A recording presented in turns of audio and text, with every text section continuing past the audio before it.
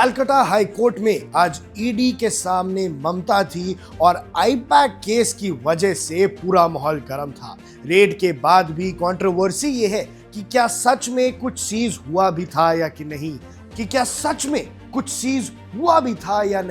कि ये सारा ममता बनर्जी का ड्रामा था और ममता बनर्जी का एंगल क्या है। चलिए समझते हैं कि आज कोर्ट में हुआ क्या और मैं आपके सामने रखता हूं फुल हाइलाइट्स। आप देख रहे हैं वन इंडिया, मैं हूं आकर्ष कौशिक। कलकत्ता हाई कोर्ट ने आज तृणमूल कांग्रेस की प्ली को कंप्लीटली डिस्पोज कर दिया, जिसमें पार्टी ने अपने पॉलिटिकल सेंसिटिव डेटा की प्रोटेक्शन मांगी थी।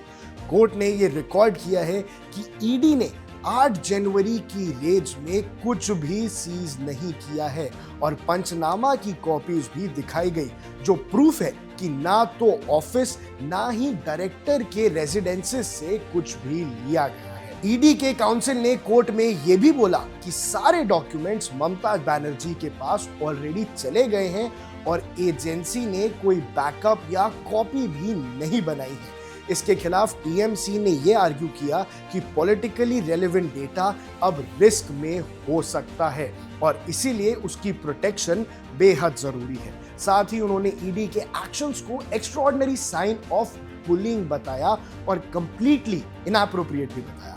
कोर्ट ने यह नोट किया है कि टीएमसी का सिर्फ सर्वाइविंग प्ली डेटा प्रोटेक्शंस का है और बाकी सब डिमांड्स प्रेस नहीं किए गए हैं। ईडी की अलग प्ली को अडजर्न कर दिया गया है क्योंकि ये मैटर सुप्रीम कोर्ट में भी पेंडिंग है और हाई कोर्ट ने ये बात ऑब्जर्व कर ली कि जो पिटिशंस हैं वो आइडेंटिकल है, इसलिए टॉप कोर्ट का फाइनल डिसीजन मायने रखेगा। यानी सुप्रीम कोर्ट में ये केस आइटम नंबर 27 पे लिस्टेड है। बेंच पे जस्टिस प्रशांत कुमार मिश्रा और जस्टिस विपुल एम पंचोली हैं और ईडी थर्सडे को अपनी स्पेशल लीव पिटिशन आर्ग्यू करेगा और वेस्ट बंगाल गवर्नमेंट ने पहले ही कैविएट फाइल किया हुआ है। पॉलिटिकल ऑब्जर्वर्स और मीडिया अब क्लोजली देख रहे हैं कि सुप्रीम कोर्ट का वर्डिक्ट क्या आता है और आईपैक रेट्स का आउटकम कौन डिसाइड करता है। क्या टीएमसी का, तृणमूल कांग्रेस का डेटा सुरक्षित रहेगा या ईडी की इन्वेस्टिगेशन आगे बढ़ेगी। और बंगाल के सियासी चुनाव से पहले बंगाल का माहौल अब गर्म आ चुका है और लगातार ममता बनर्जी, तृणमूल कांग्रेस इसे बीजेपी की साजिश बता रही है और लगातार यह आरोप लगा रहे हैं कि ईडी का इस्तेमाल कर वो टीएमसी का डेटा निकालने वाली है, उनका इलेक्टोरल डेटा निकालेगी और इसी वजह से इसके बाद नुकसान हो जाएगा ममता बनर्जी को।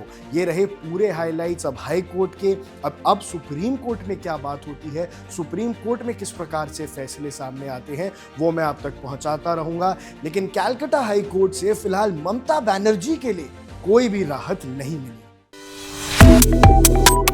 Subscribe to One India and never miss an update. Download the One India app now.